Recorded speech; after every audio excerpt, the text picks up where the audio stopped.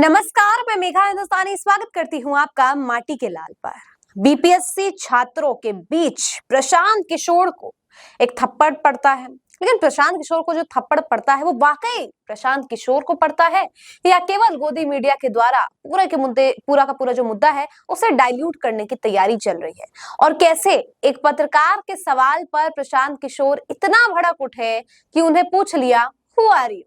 और ऐसा क्यों हुआ और कैसे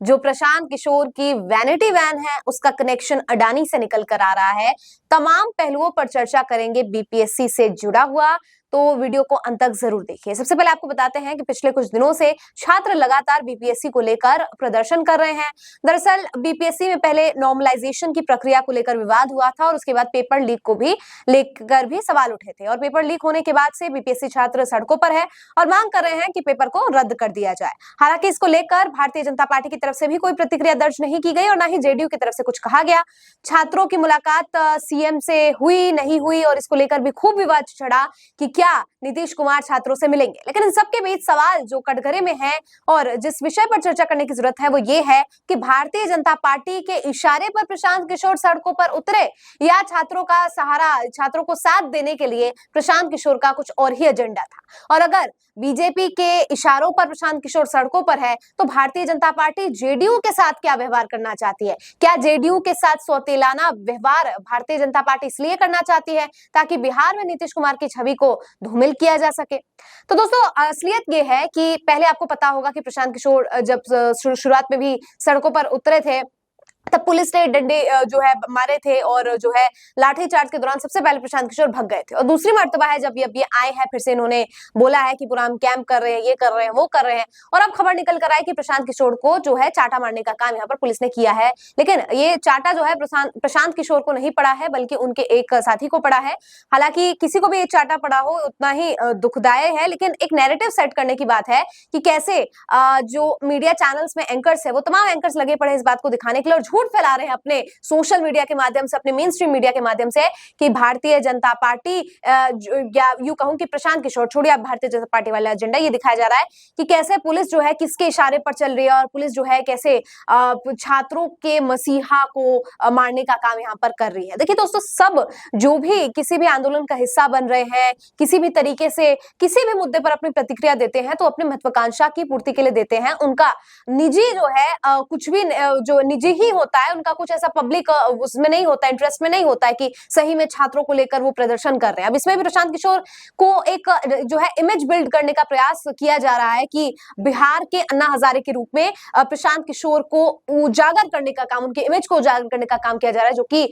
समझा जा सकता है इस बात से कि कैसे प्रशांत किशोर के बारे में तमाम मीडिया चैनल्स खबरें चला रहा है। लेकिन सच्चाई है दोस्तों कि अपने ब्रांड इमेज को बढ़ाने के चक्कर में प्रशांत किशोर खुद ही फंस गए हैं। उन्हें ऐसा लग रहा है कि अपने आप को एक अन्ना हजारे वाला इमेज बिहार का बना देंगे तो शायद उनको बहुत ज्यादा सपोर्ट मिलेगा। हो सकता है इसे सपोर्ट भी मिले क्योंकि सोशल मीडिया पर बहुत से ऐसे जो लेफ्ट के या यूं कहूं कि जो कुछ ऐसे भी है जो निष्पक्ष पत्रकार हैं, उनके कमेंट सेक्शन आप देखेंगे तो लोग भले ही निष्पक्ष हैं, भले ही कुछ लोग लेफ्ट के हैं, लेकिन फिर भी जो है कमेंट्स में आप देखेंगे तो वो प्रशांत किशोर का समर्थन करते हुए नजर आ रहे हैं। इसका ये सीधा साधा मतलब है कि प्रशांत किशोर की ये जो बाजी उन्होंने चली है उससे कुछ फायदा तो प्रशांत किशोर को हुआ है, लेकिन इस फायदे से जो कुछ स्तर पर हुआ है, क्या भारतीय जनता पार्टी को इसका नुकसान होगा? और इस तरीके से नुकसान होगा कि जेडीयू और नीतीश कुमार भी भाप लेंगे कि ये पूरी की पूरी जिस तरीके से तैयारी की गई है प्रशांत किशोर के द्वारा वो किसी द्वारा फंडेड है। और इसी फंडेड वाला किस्सा जो मैं आपको बताती हूँ कि क्या पूरा मामला है। दरअसल प्रशांत किशोर की वैनिटी वैन पर एक नेम प्लेट पे जो नंबर लिखा है वो बताया जा रहा है कि वो एक जिस एनजीओ से रिलेटेड है या जिस फाउंडेशन से रिलेटेड है,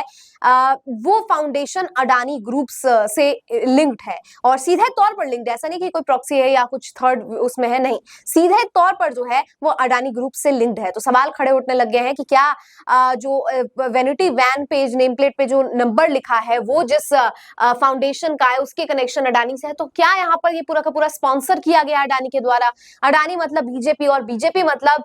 कि सत्ता दल, और ऐसे में प्रशांत किशोर अगर बीजेपी और अडानी से पूरा का पूरा फंड लेकर स्पॉन्सर करके पूरा का पूरा कार्यक्रम कर रहे हैं, तो इसका मतलब तो ये है कि भारतीय जनता पार्टी जो छात्र प्रदर्शन कर रहे हैं उन्हें इस तरीके से दिखा रही है कि उनकी लड़ाई जो है वो भारतीय जनता पार्टी से नहीं बल्कि जेडीयू से है। तो ऐसे हो मतलब ये करने का प्रयास भारतीय जनता पार्टी करना चाह रही है कि बदनाम जो है वो जेडीयू हो जाए और भारतीय जनता पार्टी को इस आंदोलन से फायदा हो जाए, क्योंकि अभी प्रशांत किशोर अपने दम पर जो है पूरा का पूरा सपोर्ट ले आएंगे और एक बार वो सपोर्ट ले आएंगे तो भारतीय जनता पार्टी के साथ जुड़ जाएंगे, तो बीजेपी को प्रशांत किशोर को कोई जो है पोस्ट दे देगी और बदले में जो है इतनी सारी सीटें भी मिल जाएंगी। कुछ सीटें तो मिलेगी ही, अगर बहुत सारी सीटें ना भी मिले तो इससे ये होगा कि दोनों की अपनी साठगांठ भी हो जाएगी और सबसे बड़ी बात जो भारतीय जनता पार्टी की साजिश है, जेडीयू का नाम को खराब कर दिया जाएगा पूरी तरीके से। और जेडीयू को मैंने आपको पहले भी इस वीडियो से पहले बताया था, कल भी बताया था मैंने आपको कि भारतीय जनता पार्टी के लिए जीतने से ज्यादा जरूरी हो गया है नीतीश कुमार को बतौर मुख्यमंत्री न सत्ता में आने देना या मुख्यमंत्री का चेहरा ना हो, उसके लिए अगर उन्हें जेडीयू की भी सीटें काटनी पड़े तो भी भारतीय जनता पार्टी जो है परहेज नहीं करेगी। और अब जो है तस्वीरें और भी साफ हो रही है। इसी से जुड़ा सवाल जो है एबीपी न्यूज के एक रिपोर्टर ने पूछा था प्रशांत किशोर से, तो प्रशांत किशोर ने कहा कि हु आर यू, मैं तुमको क्यों बताऊं। मतलब इस तरीके का बौखलाहट तिलतिलापन जो तिलमिला जाता है इंसान को तभी तिलमिलाता है जब उसकी चोरी पकड़ी जाती है। अगर इंसान सच्चा होता है तो एकदम काम कंपोज रहता है, लेकिन अगर आपने चोरी की है, आपने कुछ गलत किया है तो आप जो है वो हो जाते हैं, गुस्सा हो जाते हैं जल्दी। आप वो ह्यूमन साइकोलॉजी है, बिहेवियरल साइंस है, समझ आ जाता है। तो वही प्रशांत किशोर एकदम बौखला गए कि क्यों, मैं तुम्हें क्यों बताऊं, कौन हो तुम। तो पत्रकार ने भी कहा कि हाँ भाई मैं जर्नलिस्ट हूं, मुझे बताओ, मतलब एक पत्रकार है, पत्रकार सवाल पूछ रहे हैं। तो आप समझ सकते हैं कि कैसे अब प्रशांत किशोर की वैनिटी को लेकर जो अब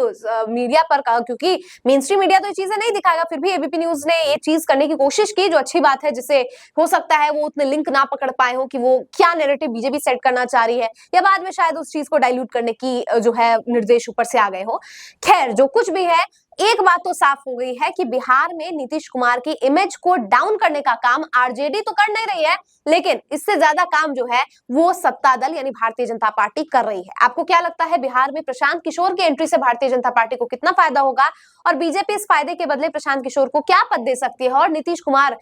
जो है इन सब पूरे मामले को लेकर क्या कहेंगे? कमेंट करके बताइए। मुझे दीजिए इजाजत, देखते रहिए माटी के लाल। धन्यवाद।